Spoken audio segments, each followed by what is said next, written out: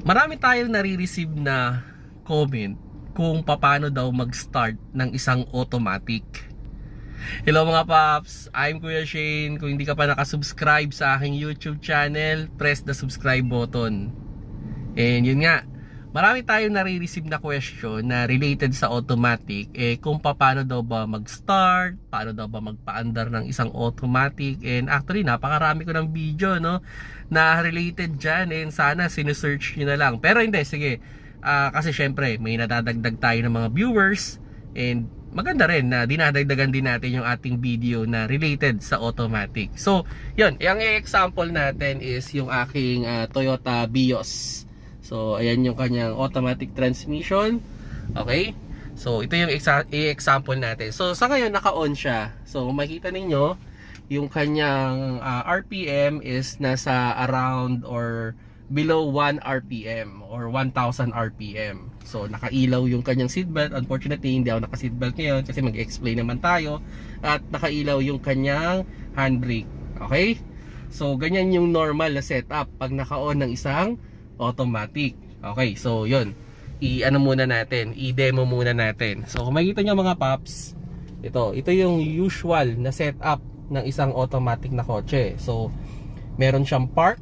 Okay, so ano natin konti, yan, meron siyang park, reverse, neutral, and drive. Ito yung M plus and minus, tsaka na lang natin yan aralin ha, kasi baka mamaya pag expert na kayo, pag nakabisado nyo na to, alam nyo nang gamitin tong apat na to, tsaka na tayo mag-usap niyang plus and minus na yan. Okay, so i-ano muna natin, i-work muna natin yung paano ba mag-on. Okay, so siguro papatayin ko muna. Ito, papakita ko na kaagad kung paano ba magpatay ng isang automatic. Sa pagpapatay ng automatic, siguraduhin natin na naka-properly handbrake na tayo and nasa park yung ating cambio. Yan. So makita ninyo, nasa P yan. Ayan o, P. Yan, P. Then, yung ating shifter ay nasa P. Yan. Okay? So pag nasa P yan, pwede na nating patayin yung ating sasakyan. Yan. So, yun mga paps, patay na yung sasakyan natin. So, kung kayo ay magpapatay ng isang automatic, siguraduhin ninyo naka-properly handbrake, nasa P yan. Okay? Bago ninyo i-off yung susi o bago nyo pindutin yung kanyang push start button. Okay? So, okay na tayo dun sa pag-off, no? So, ngayon, sa pag-on. Sa pag-on, siguraduhin nyo muna na nasa P rin yan. Okay? Naka-handbrake kayo. Now, ito, ganito. Different car, different rules din. May mga kotse na kailangan mo munang apakan yung preno bago mo i-press yung push start. Usually, sa mga di-push start, kailangan mong apakan yung preno. Kasi pag pinress mo yung push start, then hindi ka nakaapak sa preno, magno-notify yan sa dashboard. Pero, halimbawa, itong mga disusi, okay, yung mga disusi, normally, hindi nyo kailangan apakan yung preno. Pero depende pa rin sa kotse ha. Baka sabihin nyo na naman, yung sa akin, nag-i-start ka, hindi apakan yung preno. So, so, sa pag-start nyan, so, syempre, ilalagay muna natin. Okay? Ilalagay muna natin. O, start. O. So, yung una nyan, yung unang click, iilaw yung ating head unit. Okay? Iilaw na yung head unit natin. So, pwedeng gagana na yung radio natin yan. Okay? Now, yung second click, okay, iilaw yung ating instrument. Okay. So, ito idea lang. Mas okay na patay na yung mga like yung airbag na matay na bago nyo i-start. Okay? Mas okay yun. Okay? So, medyo malikot yata yung camera ko ngayon pero sana nakukuha nyo yung idea, no?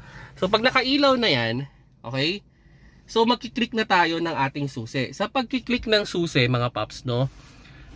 Sabihin natin 1 to 2 seconds lang. Huwag yung tatagalan. Okay? Basta nakita ninyo, ito, anong indication na nakastart na? Ang isang indication na nakastart na is itong RPM natin is nasa 1 na siya. Okay? Sa ngayon, naka-off pa. Kaya, nandun siya sa 0. Okay? So, i-on na natin. Okay? Sure na natin na nasa park. Okay? So, nasa P naman. Yan, nasa indicator natin, P. So, click ko ng 1 to 2 seconds. Okay? Parang mali yung kamay ko Dali. Yun. So, kung makikita nyo mga paps, yung ating RPM is nasa number 1 na siya, or 1,000 RPM. So ibig sabihin yan, naka-start na yung ating sasakyan. Okay? So ganun lang mga paps yung pag-i-start ng isang automatic. Now, okay, sige. Pwede bang patayin ng isang automatic kung nasa neutral? Well, lalagay natin sa neutral. Lalagay natin sa neutral. Okay? So N, ayan o, nakita nyo mga paps, nakita nyo sana N, diba? So yung cambio natin ay nasa N. Okay? So pwede natin siyang patayin kahit nasa N. Pero ang problema, pag pinatay natin yan na nasa N, normally sa mga kotse, hindi nyo matatanggal ang susi. So itatry natin. Okay, so yun, papatayin ko. Ayan papatayin ko. Okay, so yun, kita nyo, hindi ko na mabunot yung susi. So paano ko ba siya mabubunot? Pwede kong ilagay yung shifter ko sa park. Okay? Or pwede ko rin i-start siya na nasa neutral. Then tsaka ko ilalagay sa park. So pwede kong option. O halimbawa, press ako ng preno, lagay ko sa park. Yan. Then pwede ko nang tanggalin yung susi. So ganun lang mga paps, di ba? So sabihin natin, medyo simple lang. Medyo sinisipon ako, pasensya na kayo, no? Pero ganun lang yung pag-i-start ng isang automatic. Pero ito, isang idea lang. Hindi nyo mai-start ang isang automatic kung yan ay nasa reverse or nasa drive. Hindi nyo siya mai-start. So kailangan mo siyang ilagay sa neutral or sa park.